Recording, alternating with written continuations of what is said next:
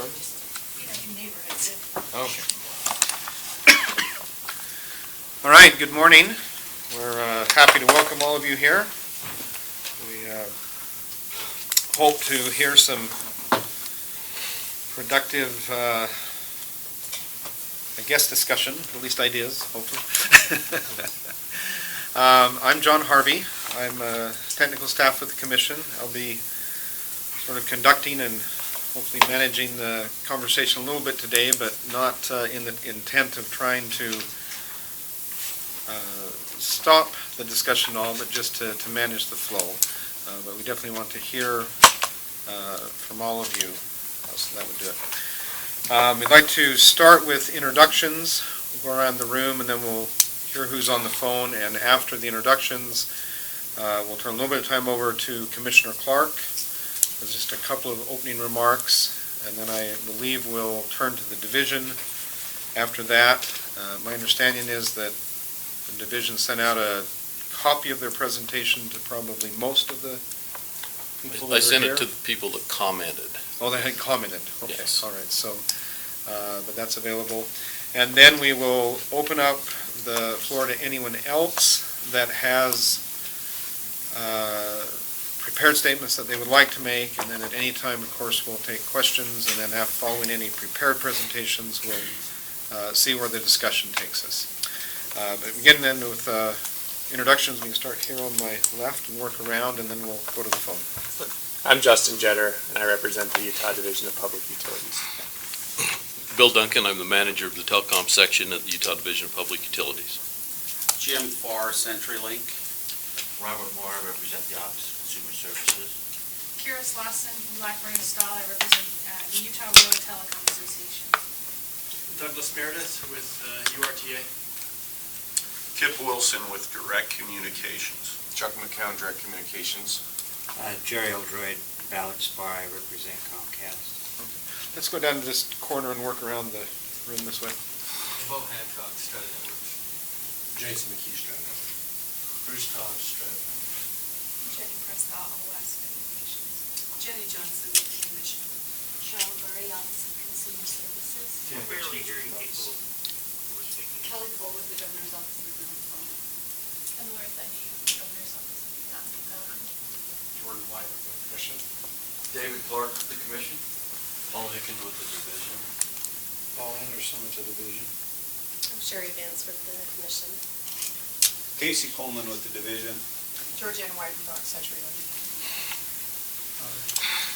And for those on the phone, we apologize when the people on the outside of the room are talking. You may have a difficult time. When we get into the discussion, we'll try to have people come to the table when they're going to talk. But that was the introductions in the room. If we could go to the phone now. Roger Moffett, 18 Legal.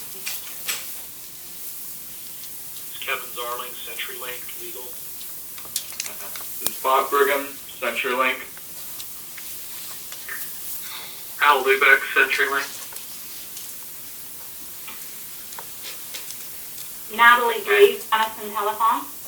Sorry. Matt Couture, CTIA. Scott Sizemore with AT&T.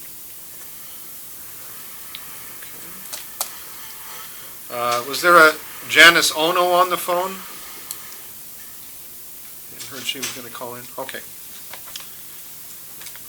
A Matt Dutera. Did he speak up? I missed it.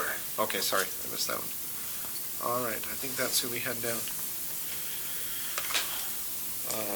Let's see. The only other matter of business is we will send around a sign-up sheet. There's space on both sides of it, so you can please fill that out. And we'll turn the time to Commissioner Clark for a few moments. Thank you very much.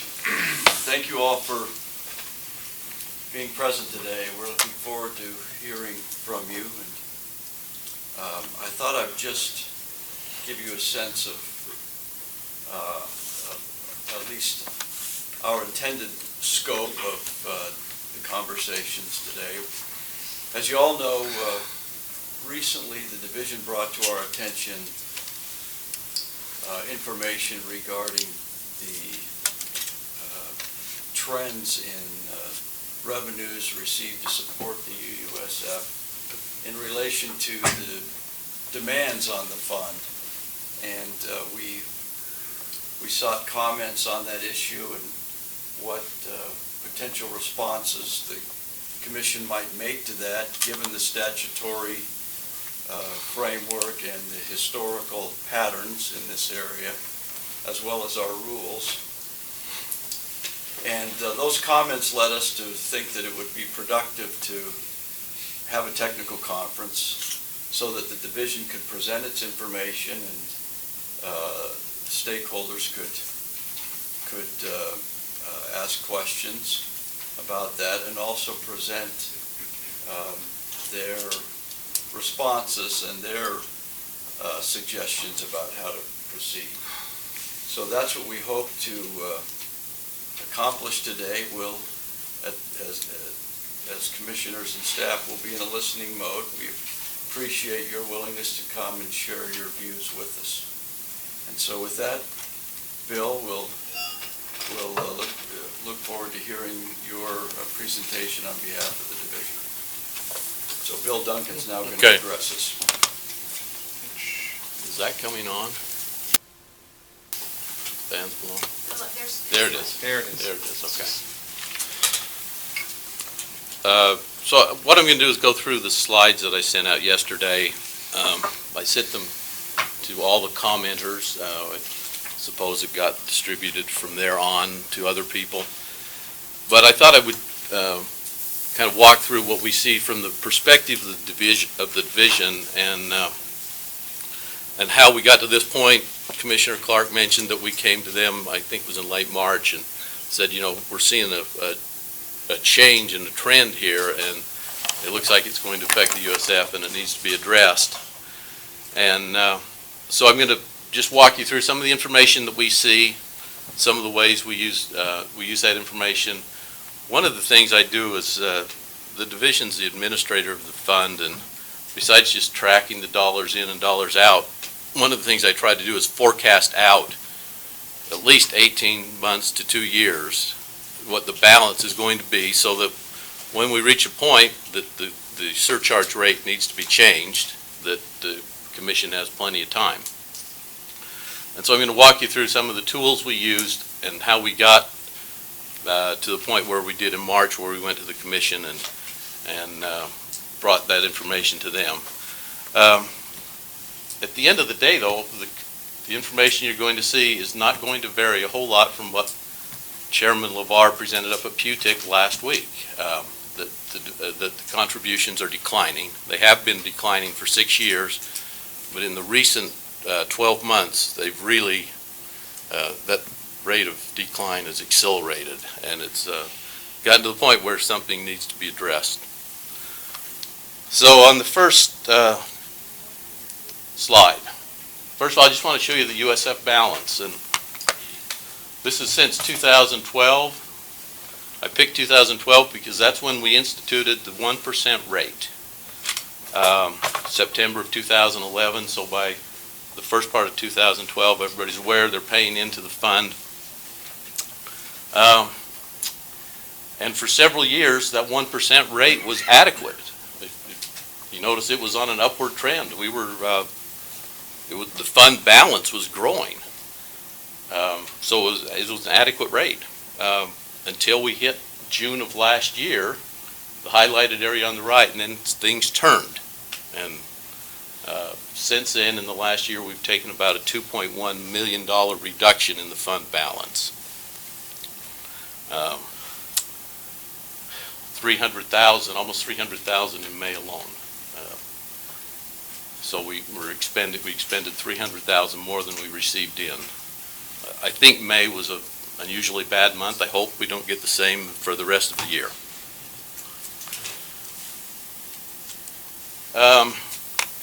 In trying to forecast the balance out several years, or out at least 18 months to 24 months, I look at the revenues that the company reports. I don't look at what's actually paid in. I want you to make this clear. I look at the revenues that companies report. So if a company makes if they bill $1,000 of intrastate revenue at 1%, we get a check for $10, usually a month later. I'm looking at the $1,000. It's a much more stable series as far as trying to forecast out into the future. And this is slide, I guess it's slide 2 or 3. I guess we're on 3.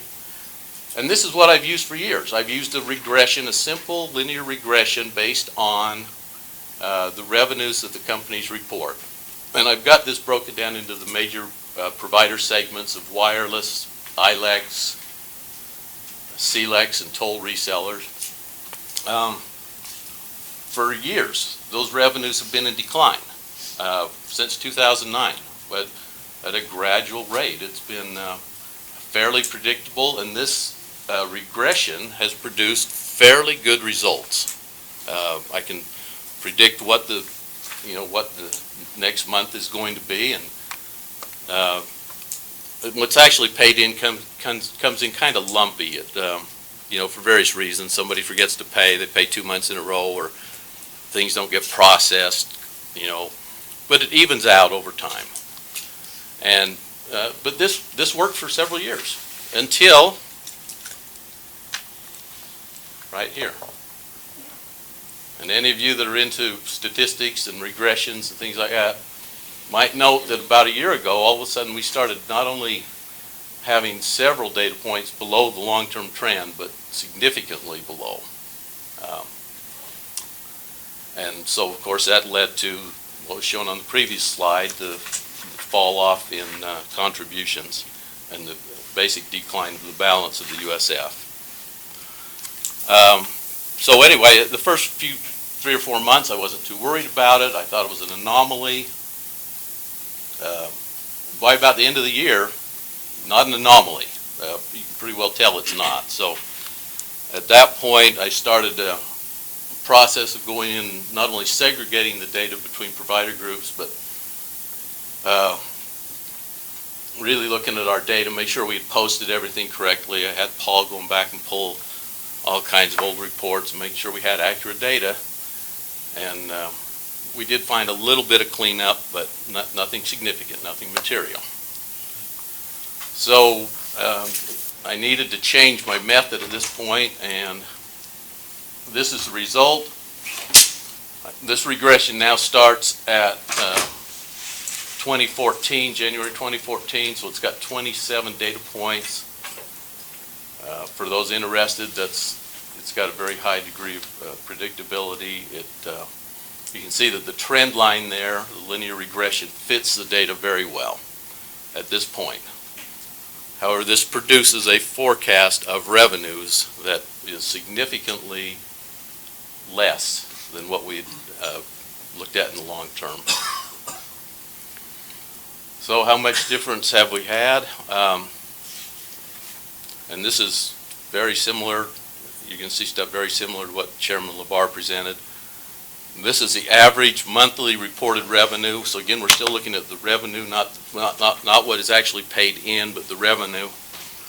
2012, on average, companies were reporting almost $95 million. So at 1%, that would yield $950,000 into the USF. Okay, it's gone down every year. Last year, average $77 million, so we're only getting $780,000 approximately into the USF, and our expenses are above that. So now just to look at, this is what's actually received. We took in almost 11.4 million back in 2012. We're down to the point now that we're only going to take in, I would say, around $8.5 million this year. Expenses of approximately $11 million. So we have a potential of dropping $3 million in the balance.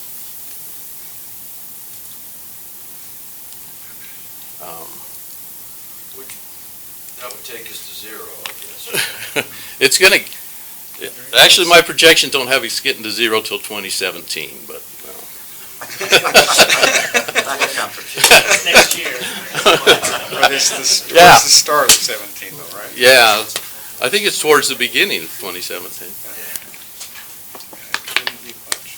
So I'd have to go back and say that this forecast number right here, this last one, is a forecast number. I mean, that's based on this, regression analysis, which is just taking into account the last, well, now it's got 2 years and 3 months in it. So it's this regression that's producing this number down here. So, you know, all I can tell you is that they're declining. If you go back to the slides about where it's segmented out between provider group, you can see that the wireless group, you know, their contributions are the ones that have taken the biggest decline. You know, and it's predictable. I mean, they provide almost 70% of the USF, of what comes into the USF. So if they start going down, the whole thing comes down with it. So there's really not much more I can say about that. It is what it is right now. It's in decline. It's been in decline for 6 years. But in the last year, it's really turned down. And to the point that Chris and I went to the commission, I think the end of March, presented them with the worksheet, which actually projects the balance, and then they came out with their notice in April or so, and that brings us to this point. I put this in. This is the last one I'm going to talk about. Somebody said there's not enough evidence on the record to support 32 cents. So this is how the commission got there. I did some research, and this is the telephone relay service, how much revenue we've collected into the telephone relay service. We've had the rate of 2 cents per line or connection, however that's defined. That yields, you know, it's pretty simple math to calculate the number of lines that are paying into that. So an average of about 2.9 million lines are out there. And since this is just a copy of a spreadsheet, I always put a little, I always highlight them in yellow, but the 32 cents is a little variable that the commission can change and put in the number that they think yields the amount of revenue that they're going to need to sustain the program. And so I just left it at that, and I think John probably looked at different rates and came up with 32 cents, and you can see it yields about, you know, it would yield on the average about $927,000 a month, which would be sufficient to run the program, bring in a little more than $11 million a year. So that is really all I have. I didn't, you know, I'm not coming to conclusions. I'm just presenting the facts of what we're seeing here in the division. And if you have any questions. I have one question, Bill. When companies report revenues, Okay. how is that? Are those data reviewed for accuracy? Are they compared to what the company, for example, reports to the FCC in revenues? They're not compared to the FCC. They're just compared to their past, what they've been, so if they report something lower, we look at it, and then we look at the amount they actually pay in compared to what they report, which with 1% it's really easy, you know. But no, we don't compare it to any other source other than what they report directly to us. Something else that's just worth noting on this, although it's a shorter time frame, is that the number of lines over the same period has remained relatively stable. The calculated lines of And for this particular TRS, VoIP generally does not pay into it, other than a few exceptions. Paul? Yeah, there's a few exceptions, yeah. I think there are a few VoIP providers that pay in. Yeah. There are some, but not all. Comcast does, yes. I got a copy. Yeah. Electronic copy. Sure. Yeah, there are a few others, but they're fairly small. So that's really all I have. Are there any other questions for the division on their perfect clarity, apparently? Were there any other parties that wanted to present prepared information to the commission? Or at the, to everybody, not just us, but to everybody? John? Yes. You know, it was just a pending, we weren't sure how this was going to play out, so I do have a PowerPoint, but I only made 15 copies, so I don't have enough for this room. Can you put it on here? I didn't bring it on a flash drive. I should have. But it's kind of a summary of our positions on the different things. I don't know that it's necessary. We wanted to see how this went. Well, you're certainly welcome to present if you'd like. We can have someone make a few more copies, possibly, for people that would like them. Okay.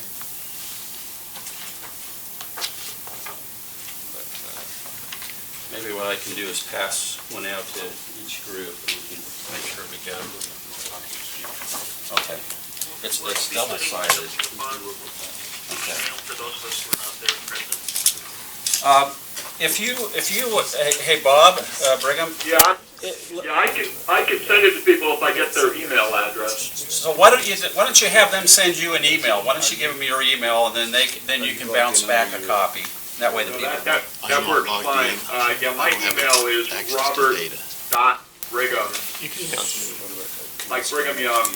Yeah. At Are you in on the, CenturyLink.com. What's that? are you in on the copier? Yeah, if you send me an email, I'll just reply with a copy.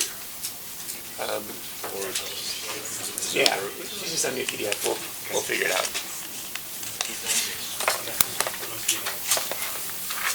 There might have been a bit of confusion there, but my understanding is that if anyone would like a copy that's not getting one, they can send an email to Mr. Brigham, and he will reply right back with a copy. Also, the division has just sent one of their staff out to scan it, and they will hopefully bring it back, and we'll have it up. Are you connected to email? I'm not. Are you? I am, yeah. You are? So what we're gonna do is Casey's gonna scan this as a PDF, and Jim, I'll be able to put this on the screen in He just said he can email a copy. Brigham can email it to you. Oh, okay. You have to scan it. Yeah, that works. It's just Jetter, JJETTER at Can you have somebody? utah.gov. You were talking to who, Brigham? Yeah, Bob Brigham. If they will. Can he send it to Jetta right now, and then you can put it on the screen? Yeah. What's your email? It's JJETTER at utah.gov. I'm sorry, you want me to send to that email? It's Yes. JER. It's JJETTER at utah.gov. And yes, if you could send it to that email, then we can display it in the room here. And I apologize, I just had trouble hearing. Could you just repeat the whole email again, just make sure I got it right? Sure. JJETTER at utah.gov. Okay, and that was John, E. Edward, C. Carr, T. Tom, Edward, R. No, it's Two T's in the middle. John, Echo, Tango, Echo, Romeo. There you go. So John, Ed, That's correct. Tom, Ed, Romeo? Yes, that's correct. Okay. All right, I will send that out to you. I think I'm going to have to put it on the USB and then, We can post this to the docket right after we, because I don't have a ports to Okay, so how are you going to get it to me? USB stick. This is Oh, this is commissions. I can go grab a USB stick. Let's do that. Make this complicated. Yeah, that runs this thing. Okay.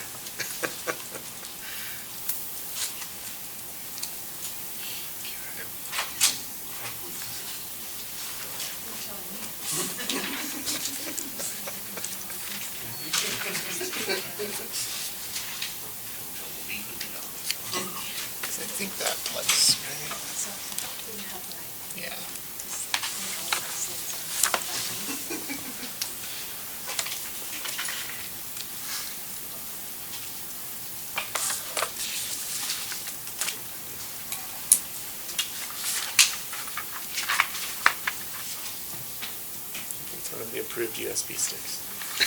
Apparently. We have them that actually do self-destruct after Oh, what a deal. either a period of time or a certain amount of wrong logins. And I think they're like $100. Yeah. Just to keep people from... I think it's to keep us from using them in general. Yep. I don't know. All right. We got an email? That's it. Let's see, you can have this port right here. I don't think they blow up. They just melt down. delete everything somehow.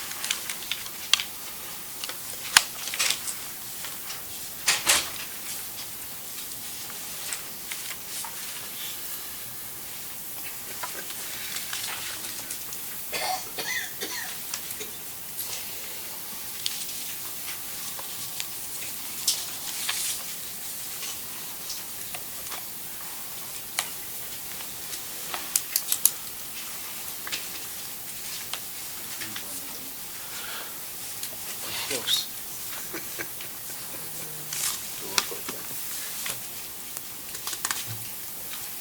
I think so. Actually, he sent me an email with the original. Okay. Oh, they So, do? yeah. We got it? How many more need them? Bob, can you need one? So it's on here? Yes. Had 3 more. I think you gotta go to their site.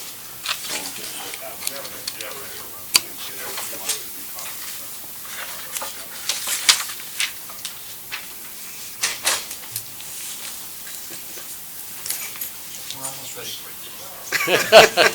It's gonna be real quick, so we'll probably spend more time. Yeah, with this build-up, Jim, this better be good. I better get right to my one-liners.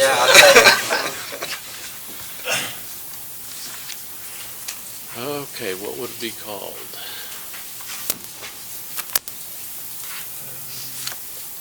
It's on, there's my E drive. Sort it by date. We'll do the last one. Unless it should be CTL.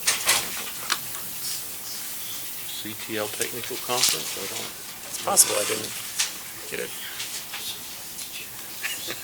Get the wrong. Well, I think everybody in the room has one now, don't they? I think we can start. Okay. Well, let's go Is it ahead not then. there? If everybody in the room has one, and I'm sure everybody on the phone, you sent an email to Bob, and he's forwarded that back to you. I'm just going to touch on a few of these slides. Slide number 2, I mean, we've just reviewed that why the revenues are down, and the second item, this is what the CTIA has reported, kind of gives some more detailed explanation of what's going on with wireless. And one thing that I would suggest is that CenturyLink doesn't believe that there's anything inappropriate going on. I relate to my own experience 2 years ago with my provider. I didn't have smartphones, and so I changed everybody over to smartphones. We have a shared data. We changed the way that we were paying for the phone sets. I added one more line. My billing went up about 18%, and my USF contributions went down 30%. And it wasn't anything inappropriate, because as I look at how they separate the bill, they're charging me for unlimited voice and texting $15 a month per line. And they assess a 14-cent USF surcharge. So they've separated out $1 of that 15 for texting and whatever the interstate portion is. So I don't have any basis, on my particular provider to feel like they've, doing something wrong, but things have changed, and I think it's very consistent to what the CTIA has said. And so what we don't know is what are the trends going to be. I mean, voice is really becoming a feature, if you look, and providers could come up with a plan where if you buy the sets from them and you buy the data, they throw in the voice and no charge. And if you have a percentage-based surcharge, you got to determine, well, what are they going to pay for the USF going forward? Slide 3, that just lays out the statute. We think this part of the statute obviously is very clear. That was the original intent. Back in 1997, when the legislature established this, it obviously it didn't have a crystal ball. It couldn't look out in the future of what kind of technologies would exist to provide voice service, but it was trying to be forward-looking. And it used, I believe, the terminology that it had available at the time. There wasn't, for example, VoIP really wasn't on the horizon. If you go back and research it on the internet, I mean, there was starting to be computer to computer, and then I think about the 1997 timeframe. So how do you, just, I hope it'll, just try it, it's on this thing. There you go. Okay. The top red one's the pointer. Okay, thanks. But in 1997 timeframe, that's about when VoIP just started to show up. So I don't know that they knew about, I'm pretty sure they did know about VoIP, but it's clear that the language was they wanted it technology competitive neutral. I won't go through the details of why we think a per line surcharge is a better approach. I mean, that's in our comments, it's summarized, and I know that there's some differences in opinion on that. I wanted to show you an example. This is an actual UMA bill. I just redacted out the customer-specific information, and they are a VoIP provider. They don't currently pay into the state USF. But if you look, they charge $0 for their phone service. What the customer does is they buy a phone set at Costco or somewhere else, and they also do charge for international calls. And all they collect monthly is for taxes, fees, and surcharges. And there's no they evidently do pay a federal USF. I don't know what the basis of that is, if they've worked something out with the FCC, you know, where they'll pay a fixed amount. I mean, if that's the case, it's interesting that you have, on at least the federal level, you have some that are paying on a variable, a percentage, and you have some paying a fixed. And I don't know if that makes a lot of sense long term, but I don't know all the details behind it. They are paying 911. You know, in Utah, the tax commission has made it so VoIP should pay. And you know, that's one of our interests, is that VoIP needs to pay. And it's been our interest for several years. I mean, it was, in one of the comments, it suggested that we were overly motivated to want to have this happen. Well, yes, we are. Not because we we do not get high-cost support in Utah. We do get support for our Lifeline customers. But we have been seeking parity for at least 4 years, since the VoIP dereg bill was passed by the legislature in 2012. Jim, on the 911 assessment, is that they assess on VoIP for, is it all VoIP that they are assessing? I'm not sure. Interconnected VoIP, or? I assume at least interconnected. It's probably the way they do it. But, I mean, we obviously, if the commission decided to go that way, one of the first things that they could do is see they know how we're assessing lines on the telecom relay service. They could also look at what the tax commission's doing. So, anyway, those are our summary points on why we think it's a better approach, at least long term. This is more about VoIP. I'm not going to spend a lot of time. Jim, can I ask you a question? Sure. You've given the example of a company that has a line in your guy's house, and they just give phone service away. That makes perfectly good sense. But what do you do about the over-the-top applications? How are you going to have them pay? How does a Vonage pay? How do the other services providers pay? Because they're the ones that are providing the service. Yeah. How do you capture that? Well, the same way the tax commission is. They're paying on the tax commission. I don't know how they assess it, but that would be a starting point. Obviously, if you go to a per line, you're going to have these kinds of discussions. Well, that's really going to be a legislative discussion, I think, more than a discussion here. Well, but the question is, if you do it on a per revenue basis, isn't it going to be easier to capture out-of-state providers than it is on a per line basis? If that's the goal, to include all VoIP providers, then you've got to look at it in terms of how do we capture a Vonage? How do we capture these other companies that aren't paying? And that really is a legislative issue, it seems to me, that ought to be addressed. Yeah, and I know there's a debate over that, and it very well could be a legislative issue, but I don't think the legislature is going to say, I think they're going to give the commission the parameters if they want to go to a per line, if you don't feel like they already have that. I don't think they're going to get into the details of saying, well, this is how Vonage ought to pay. But if it's going to be non-discriminatory, then shouldn't they be captured? Well, I would suggest that the tax commission would be a good place to start, because they are paying on a per line basis, the Vonages and the other VoIP providers. And you can see on this, on the UMA bill, that they're paying 911. Now, their bill is summarized, so you can't see the specific surcharges. But, obviously there's going to be more discussions. Now, what I was trying to do is the 2.9 million is kind of the average based on the TRS, those who pay in, and we said that not all VoIP is paying in the TRS. What we're trying to say is, well, what's the base? The idea of going per line and getting everybody to pay is to expand the base so that the impact on a per customer level is lower, and it's parity, it's fairness. And this is based off 2014 December FCC data, and so approximately 3.5 million. So the information is already about 18 months old, but it gives us an idea of perhaps what the universe is based on what's reported to the FCC. Now, this gets to your point. We believe it's clear. We believe the commission has the authority to go to a per line. We also believe that they can bring VoIP in. Well, we understand that that's disputed. And we just think that the commission just needs to make a decision. And then let's move forward from there. We don't need to draw this out on some kind of long-term basis.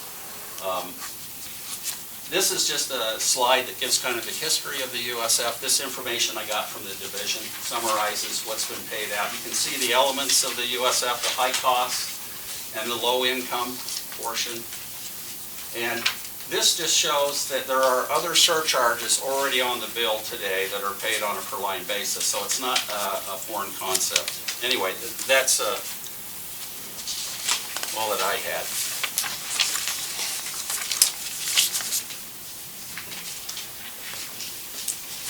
Was it worth the wait, John?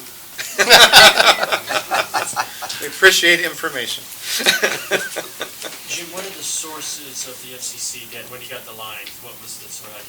We'd have to, there's a website link in there, you can go there and see what the source is. Because it's rounding, it's obviously an estimation. Yeah.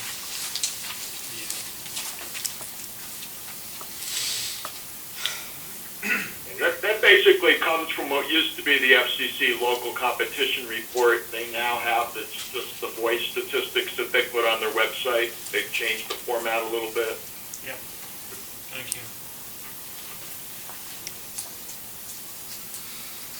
Any other comments or questions for Jim Farr specifically, or CenturyLink in general? Anyone like?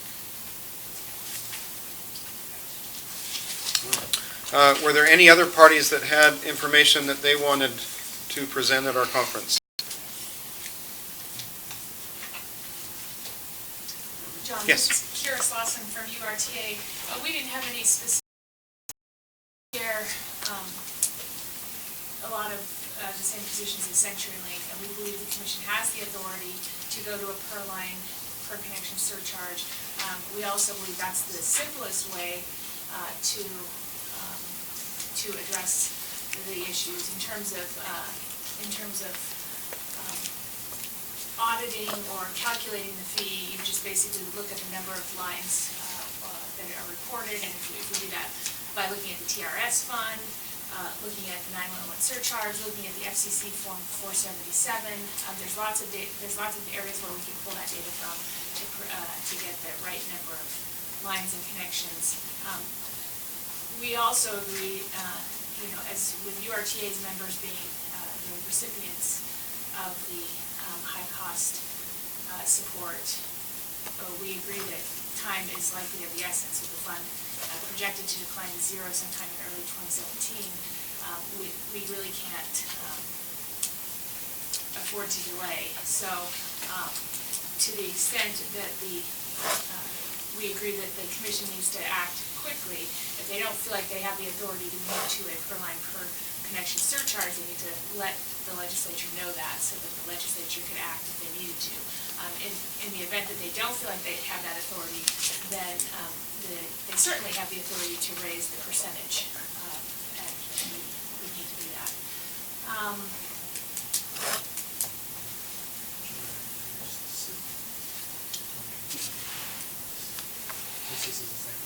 Yeah, so there's been some discussion about how, if you move to a per line per connection surcharge, how do you determine that connection?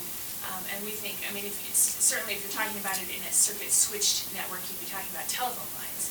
But in a SIP or internet protocol basis, you would be talking about the number of concurrent sessions that the contracting party would be able to have open at one time. So that it's a little bit of a change in the terminology, but we think that that would be the appropriate way to identify the per connections.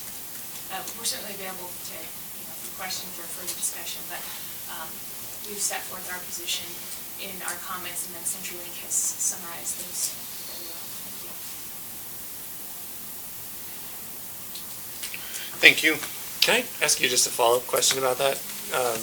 So you're talking about the number of sessions that they can have open at one time. Would that be based on the number of, based on essentially the customer level that they have, not the technological capability that they have to connect? Yes, so whatever they've contracted with the provider to have is my understanding. Okay. The technical aspects of those connections is really not my forte, but and if I'm misspeaking for anybody in URTA, let me know, but yeah, so whatever the end user customer is contracted to have open at one time would be the number of connections. Okay. That's a setting on our network, so we can set in our switches how many concurrent sessions. You're going to have to speak up.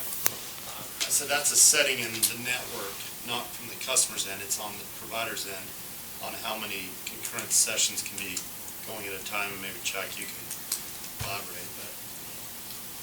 I could, but He doesn't want to. I would like to elaborate on a different point.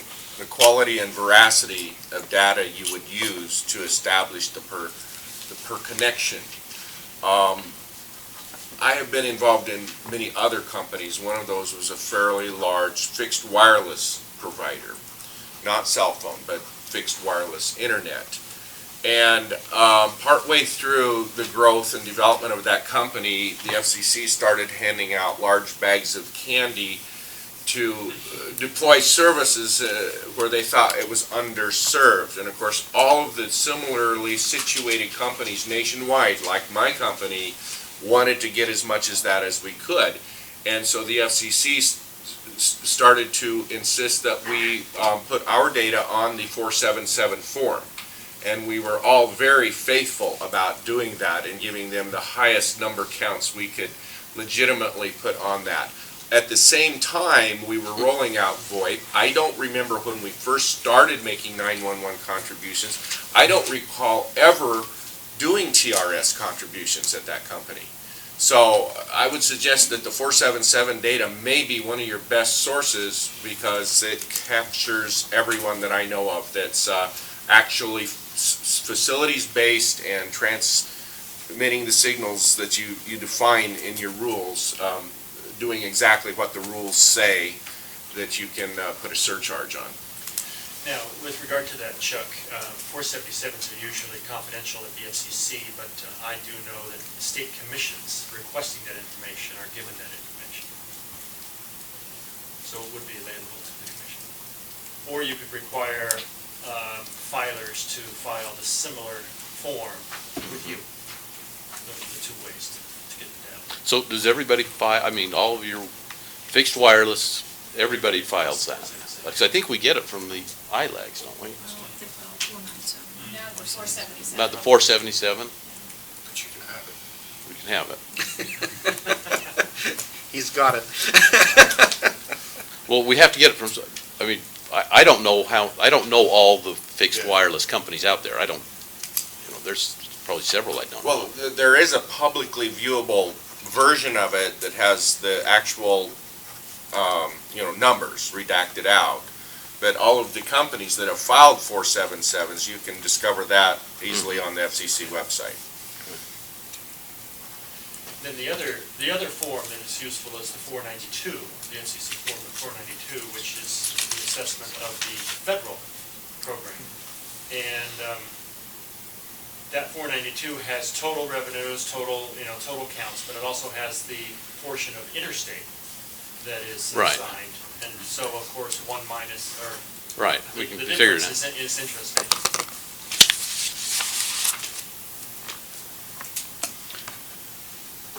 Just to follow up to that, Doug, You mentioned the 492 has the counts, I assume that's line Doesn't have, counts? no, that's a revenue, that's what I was asking Bill about, whether Okay. you checked against, revenue numbers. Revenue numbers are listed in the 492.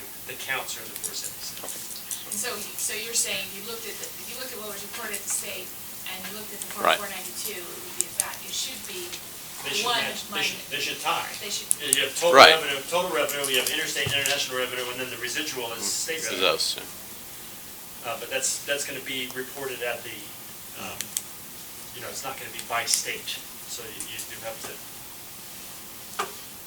That can Oh, be I see, problematic. so provider You that's could have across Nevada, state. Colorado, it wouldn't necessarily be by state for some companies, because they could be filing Operating several 492.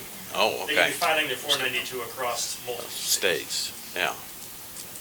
So if it's an AT&T or a Verizon Wireless, who probably have customers in all 50 states, how would we use that data point to understand what intrastate for Utah would? I'm not sure how they file. It's just a source of information that may be useful. I'm not saying it's the silver bullet. Okay.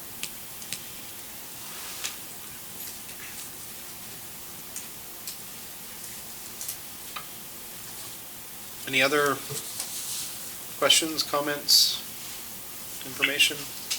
This is Matt Couture from CTIA, and I just sort of wanted to jump in. First of all, thank you to the commission for allowing us to speak today, and I apologize I couldn't make it out to Utah. I know how tricky it can be to do this over teleconference. And I guess, I don't know, is Bill still there from the DCU on the division? Yes. I think I had one question I started missing before. I feel like we're kind of getting we're missing one major factor here, which is the disbursements from the fund. And I was just thinking, do we have any data on if there have been any major jumps over that time period on disbursements for the fund that would suggest that this is the correct downward trend for the overall balance? Because, looking at the slides, I agree that the trend line from on slide 4 that you presented, the zoomed-in trend line from January 2014 to March 2016 shows a pretty consistent decline in revenue, pretty steady, and matches the trend line. It's smooth. But if you look at the balance, from June 2014 to June 2015, it actually trends up in the balance of the USF during the first half of that, even as revenues are declining pretty consistently. And then it looks like we get a very steep decline, steeper than the overall revenue base decrease from June to April.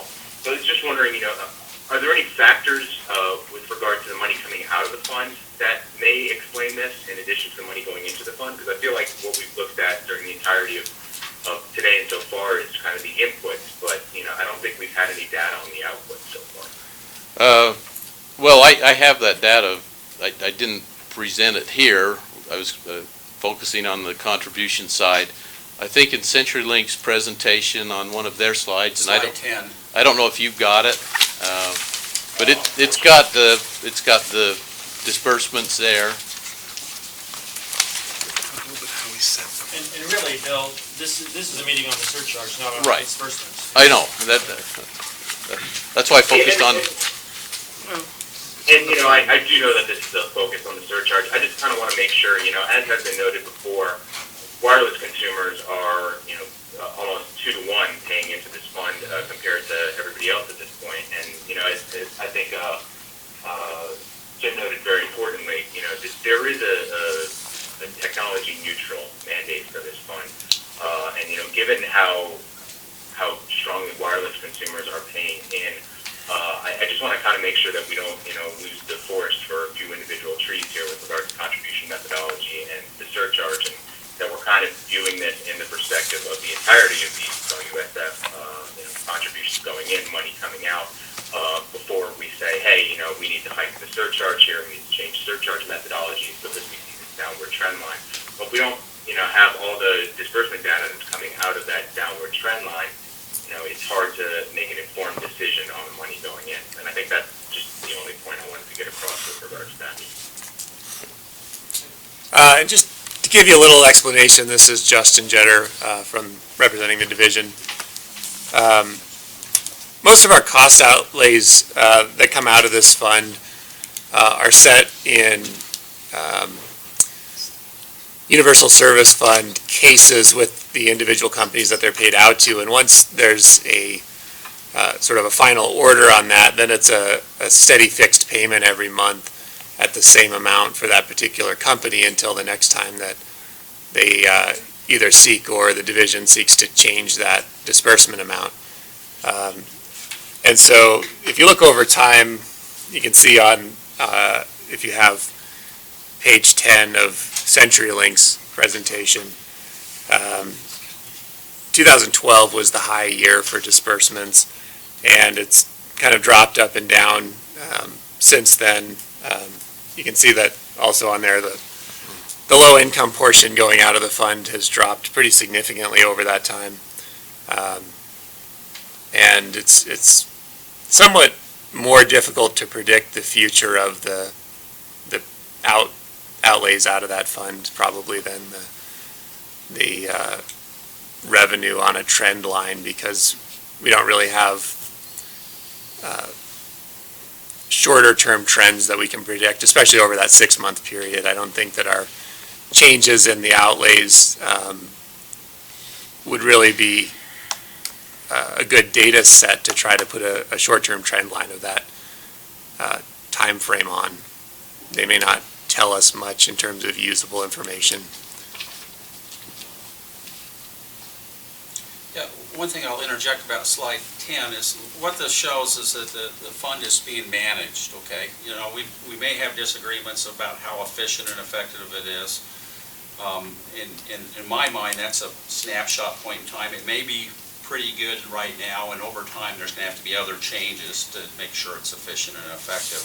But you can see that it goes up and down, and the surcharge has. So obviously it's being managed, and you know, without getting in the details of what goes on in a rate case, you know, that's how they basically decide what a particular provider gets to pull out to help meet their revenue requirement.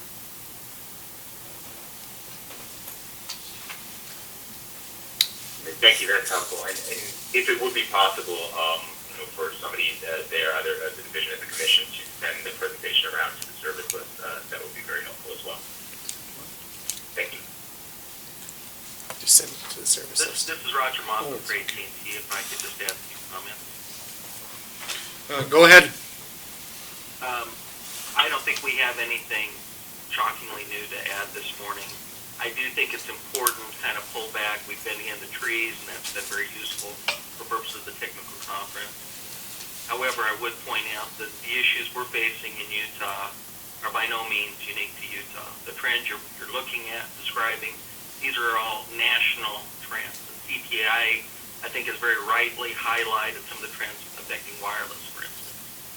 And I think it's important to understand and put that, what we're looking at and trying to do in context of what reaction are we seeing nationwide. And what I will point out is the federal system, federal USF, of course, is still based on revenue. The states, other than a very small handful, are all still based on revenue. And they're just simply making the adjustments as we have been doing in Utah up until now. So I would just urge caution before forcing providers to undergo the rather significant IT expenses of having to adjust their methodology of assessment and do that programming. That is a very big cost for these providers. There are some provisions for some of the surcharges in Utah for administrative costs. I don't believe there is for USF, which means we're just going to have to eat that cost, and it's a significant cost. And I just really question whether that really needs to happen now. I think there's so much action with USF occurring at the federal level. I think we're all kind of still reeling, for instance, from the very recent USF order, or Lifeline order, I should say, from the commission. These things are evolving very much and clearly are receiving focus from the FCC. And I think it would be more prudent for us to hold back and see how that evolution develops before jumping out and really differentiating ourselves from the other states in our response to this and taking a different tack. those are just my recommendations. We have, on the VoIP question, I'll just say very quickly, AT&T does not oppose assessing VoIP. We do, however, think that legislative action would be necessary for that to happen. The current statute is very technology specific, and we do not believe it covers VoIP. And if you're going to say telecommunications includes VoIP, I think that has ramifications far beyond the scope of this docket that you would have to consider. So that's a big policy jump.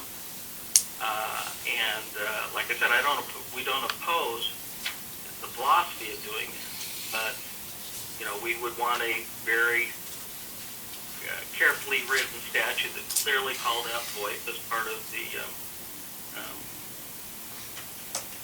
collection for USF. Those are our feelings. Roger, can I ask a question on that last point? When I look at the definition of public telecommunications services in the statute, it says it means the two-way transmission of signs, signals, writing, images, sounds, messages, data, or other information of any nature by wire, radio, light waves, or other electromagnetic means offered to the public generally. In your estimation, would VoIP fall under that definition that I just read? I would say to you, if you're going to say the VoIP fits into that, and I agree, it's very broadly written, then that means does that mean you're going to include every kind of computer interactive application? I, for instance, am a gamer. I play games with my nephews and nieces in other states. They often have chat functions. There are sometimes separate kind of chat services like Ventrilo. We see any number of applications on the internet these days that have those kinds of capabilities. If you're going to tell me the VoIP is now going to be classified as telecommunications under your interpretation, I think you've opened a huge can of worms as to whether or not any kind of application that in any way replicates any kind of a chat function. More importantly, the Commission's never taken go that further than that. Are you position going to tell me that internet is now going to be considered telecommunications under that definition? Well, I mean, clearly the definition is broad enough so that the commission has the discretion given to it by the legislature to make those judgments, doesn't it? I would disagree with that because unlike the FCC, I think the commission has the responsibility to interpret the statute one way. I don't think they have the ability, for instance, to say, last year we thought telecommunications included this. Today we've decided to reclassify, like say and I'm saying that because that, for instance, is the terminology being used by the FCC now to reclassify VoIP. But it's because they view themselves as having that discretion, that rulemaking discretion that goes far enough that they can change what is included or what is not included. And I don't think you would say that of the commission in terms of how they interpret the statute. In other words, I don't think they can say, yesterday this meant this, but today for policy reasons we've decided to change what that definition means. In other words, I don't think they have that kind of level of discretion in interpreting a definition. Yeah. It either was at the time, in which case it continues to be until the legislature changes that policy, or it isn't, unless they're vested very clearly with discretion into that interpretation. Yeah, see, I don't think the commission ever made a decision that, hey, we're not going to collect from VoIP or that VoIP's not a telecom service. I think at the time the VoIP statute came out, nobody knew about VoIP. I mean, the USF statute came out, they didn't know about VoIP, and they were trying to define kind of generally technology and competitively neutral. And since that time, obviously, VoIP is not a telecom service, and now with the FCC going through Title II reclassification, I mean, who knows where this thing can end up. But we realize that this is a disputed issue, and the commission, can look at the statute. I mean, we're not following the the competitively neutral and technology neutral positions of the statute. I don't know how you can say that that's being followed if we don't have VoIP pay. Well, I could say because you have a limited parameter for who you can assess USF on. Keep in mind, the definition of telecommunications you're talking about doesn't just apply to USF assessment. The problem, therefore, if you're going to start saying that VoIP is and always should have been telecommunications, is you've got telecommunications used all over in the chapter. Telecommunication providers are required to be registered with the commission. certain kinds of telecommunication agreements, terms of service, et cetera, require, approval by the commission. What I'm saying is that if you're going to start saying the VoIP isn't all it should have been, telecommunications, you've opened up a fairly big can of worms that is much larger than the USF assessment. If you want to keep this confined to the question of USF assessment, which I think is the right thing, the right approach to do, I think you go to the legislature and you say, we want to expand this to very clearly include VoIP, and that's the way you do it. Otherwise, I think you introduce a lot of other problems. Well, this is Kevin Zarling with CenturyLink, and I'm not sure why you couldn't use the Chapter 19 provisions that limit regulation of VoIP services to say, we can treat it as telecommunications purposes of USF, but now with this statute that limits regulation, all this other can of worms doesn't have to be opened up. So I think there's a path that way, a path to get to treating VoIP services as is necessary for USF assessment purposes, but without opening up that can of worms because of the protections that the legislature provided. That's going to require still a judgment that everything we're talking about in that potential can of worms can be taken out by the VoIP assessment, by the VoIP preemption statute. For instance, registration with the commission as a telecommunications provider. Is that regulation, or are you going to say that out? Well, I think the contention of the VoIP providers would be that all regulation is out, and I think you have to deal with it if the commission is intending to do anything more than apply the surcharge to VoIP. But I've not heard that the commission is intending to do anything more than that. So I don't think there has to be that case-by-case or laundry list determination. But haven't you opened it up at that point by surcharge? Haven't you really opened that whole section up by defining it as a telecom service? Well, and then you have to look at it on a case-by-case basis. And does the commission really want to do that when they've consistently avoided doing that in the past? Well, the VoIP statute enables the USF to be charged as well as other surcharges, so it doesn't shut the door on that. It doesn't prohibit it. I don't know that it authorizes it. Well, no, it enables it. And so within the limitations of being able to assess that surcharge, that's the way that statute was written. So it allows the doors open. It doesn't mean that you're going to... Assessing a USF surcharge is not equated to now we're regulating VoIP. If I could offer this philosophical idea, before VoIP existed, anybody dialing a grandma that lives in a farm out in the West Desert that has no other means of telecommunications, everyone involved in that was paying into the USF. And there was no way around it.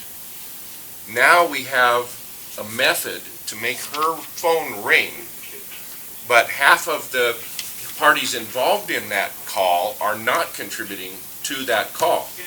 That farmhouse is supported by USF. So, to me, that's a clear distinction. If you have the ability to interface with the PSTN and make that phone ring out in that rural high-cost area, then you need to be a contributor, irrespective of the technology you're using to get there. This would not apply to the gamers. This would not apply to any of these other things that were discussed.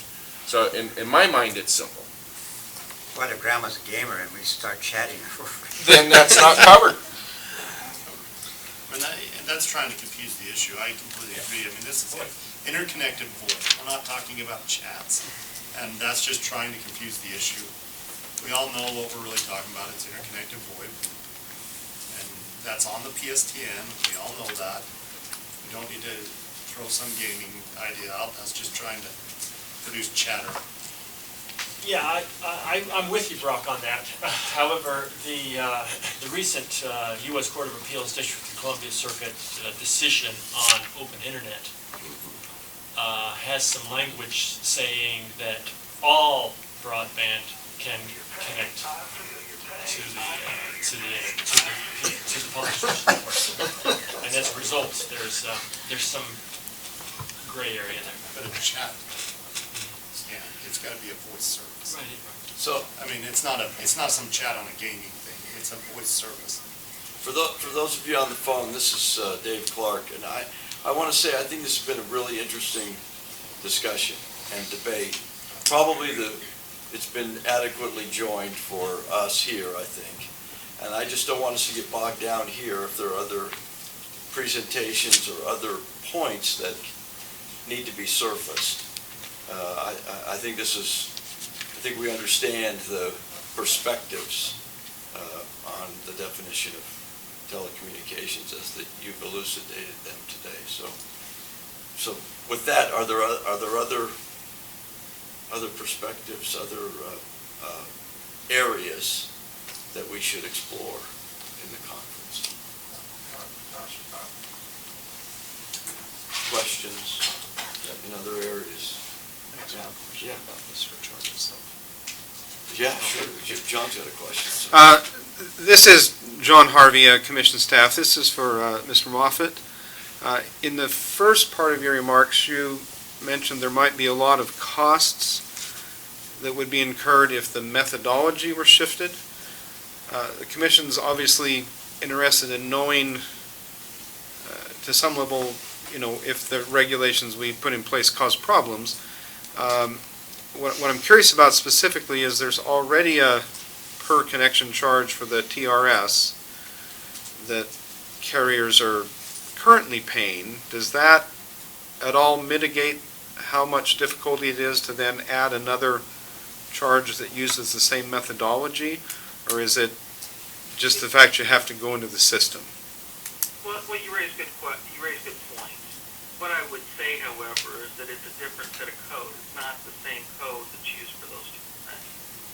And so, and so much of the work of IT is reading through just reams and reams and reams of code to make sure you're not going to hit an unintended consequence, when you write a particular piece of code, and what the effects of that will be. So what I will say is, all of that burden of having to read all of the code to make sure they understand exactly what's going to happen when they shift that methodology. In other words, it's not just a question of adding a few additional lines that they cobble over from the other assessment that you're talking about. Bring that over, just plug that in, and you're ready to go. So much of the work is not just drafting those lines. That's actually one of the easier items in some ways. It's having to canvas through all of the code to see how it all works, and that due diligence has to be done in any regard, or you don't want to crash the first day because of something that wasn't caught. That kind of work still has to occur. Unfortunately, I wish I could tell you today, for instance, what the time requirement or what the dollar requirement would be. I can't do that off the top of my head.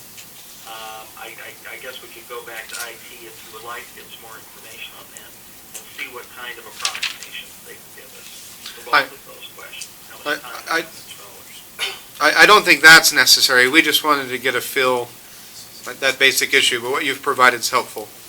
Thank you. Jim? Can I answer that question for CenturyLink? Because, we've got a billing system that's probably older than anyone has, our Chris billing system. And it's hard coding, and we have to contract out the programming of it. We checked into that. We need some time. We don't need a lot of time. What we're always afraid of is if this rulemaking concluded the 1st of September, we'd have a hard time making it October 1st, but we could make it November 1st. And we went and asked those exact same questions. Well, you've already paying it for 911, you got a per line charge, you're paying it for TRS. Yeah, it's a little different universe because you have to add in, VoIP, if that's the way the commission goes. But it's not as hard because it's already been done, okay? I'm not trying to underestimate that there will be costs, but what we're looking at is if this becomes a more stable surcharge, then we're not back, every 6 months or a year adjusting the revenue-based surcharge. And I also would suggest that if we're going to stay on a revenue base, that there's going to have to be a lot of audits and getting in and make consistency.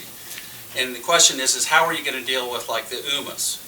Are you going to come up with a fixed charge for them? And so there's a lot. whatever way you go, there's going to be a lot of work. And I think it's just, you know, what's going to be the most stable going forward.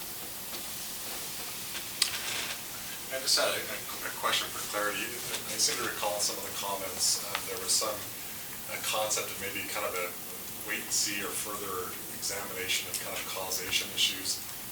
I just, if the folks who made those comments can kind of help me understand how that would look in terms of addressing kind of the trajectory we've seen thus far. In other words, if we were going to need to address this with a potential October 1st date, what would that look like, I guess? And I can't recall, I apologize for who made those comments. It might have been URTA, I'm not sure, and then maybe CTIA, but what would that, Roger, is that, am I misunderstanding that concept, or?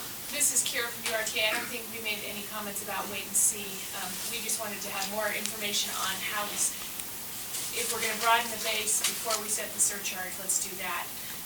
Make sure we've got all the appropriate people paying in before we raise the surcharge to 32 cents, because if you add, well, like we believe you should, the VoIP providers, you're going to be spreading the same costs amongst more providers. So it wasn't URTA that suggested a wait and see approach, but it perhaps might have been AT&T.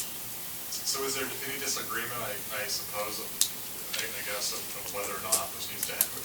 Putting aside the policy issues and the underlying kind of causal issues, is there any disagreement among folks that this probably needs to happen according to the kind of the current schedule that was outlined in the notice? No, not from URTA.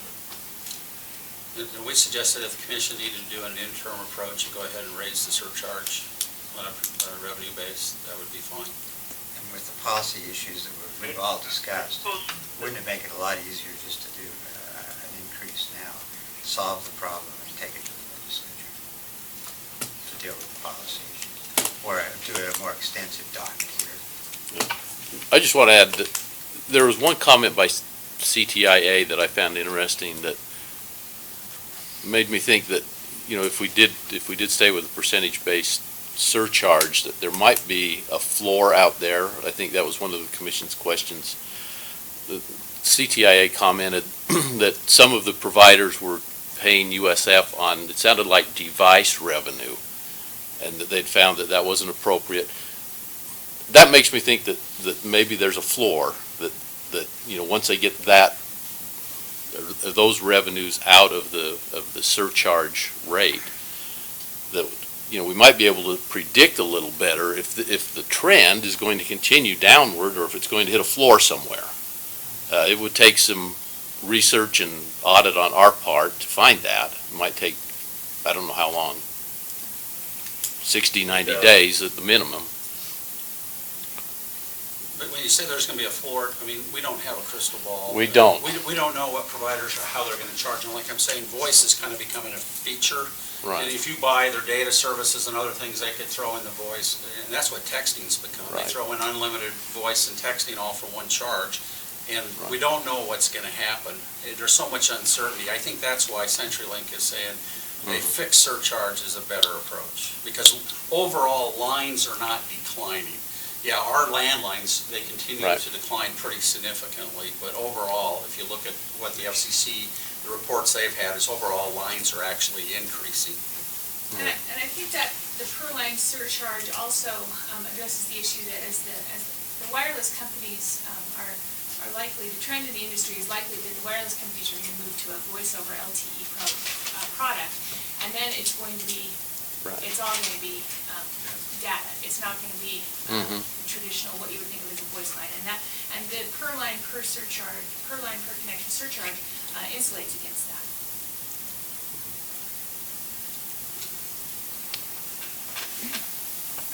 This is Brandon Short from CTIA, just from the teleconference. I just did want to clarify, you know, our position is agnostic with regard to the methodology itself, whether it's lines or revenues. But, you know, responding to the question that was asked slightly previously, you know, we do agree with what AT&T had to say with regard to this quote-unquote wait-and-see approach. But, you know, for a lot of the reasons that Roger stated, especially with regard to administrative costs, you know, but also with regard to the fact that this is an issue that's being approached at the federal level. With regard to, you know, data on finding a floor, you know, I don't, off the top of my head, I don't think, as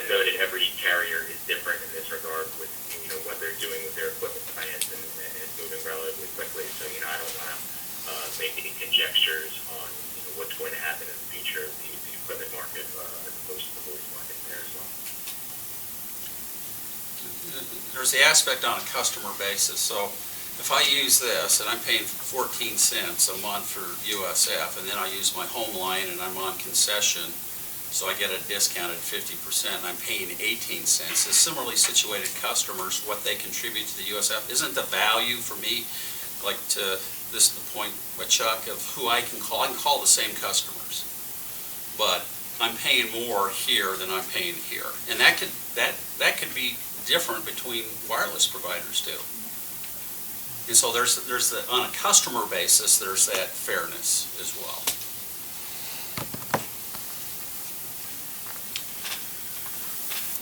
All right, is there any other information that parties feel a desire to present?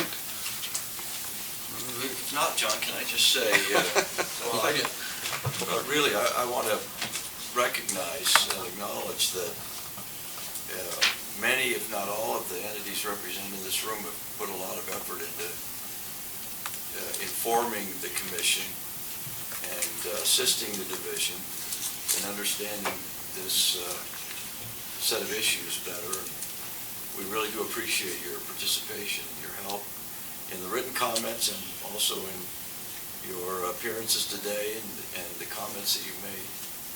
And I want to assure you, we have our eye on this. It's important. We're going to do the very best we can to resolve, move the issues forward. May involve legislation. Those of you who heard Chair LeVar last week understand our perspectives on that as well. And let me also mention his absence today. He's out of the state on another, involved with another industry that we regulate today, or otherwise he would be here. He regrets not being here. But again, we thank you very much for your participation today. And I think we're done then. Thanks to you on the phone as well. Thank you.